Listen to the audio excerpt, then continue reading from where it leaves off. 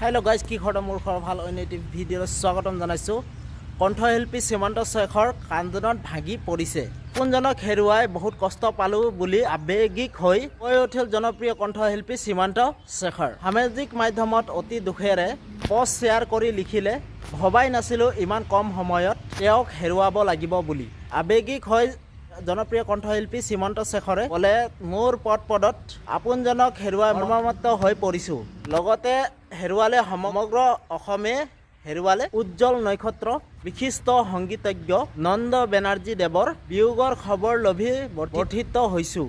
অসমৰ সংগীত জগতখনত অসীম অৰিহণাৰে সমৃদ্ধ কৰি থৈ যোৱা বেনাৰ্জী দেৱৰ বিয়োগ সংগীত সাংস্কৃতিক জগতৰ বাবে এক অপূৰণীয় ক্ষতি। তো আমাৰ চেনেলৰ তৰফৰ পৰাও বিশিষ্ট সংগীতজ্ঞ বেনাৰ্জী দেৱলৈ তথা তেখেতৰ চিৰ আত্মাৰ শান্তিৰ বাবে ভগৱানৰ শ্ৰী চৰণত তেখেতলৈ য'তে আছে শান্তি থাকক প্ৰাৰ্থনা কৰিছোঁ। তো ভিডিঅ'টো আছিল ইমানে। অন্য এটি ভিডিঅ'লৈ নতুন এটা ভিডিঅ'লৈ লগ পাম বুলি আশা কৰোঁ। তো ঠিক আছে, তেতিয়ালৈ বাই বাই। তো নতুন এটা ভিডিঅ'লৈ লগ পাম। তো ঠিক আছে, বাই বাই।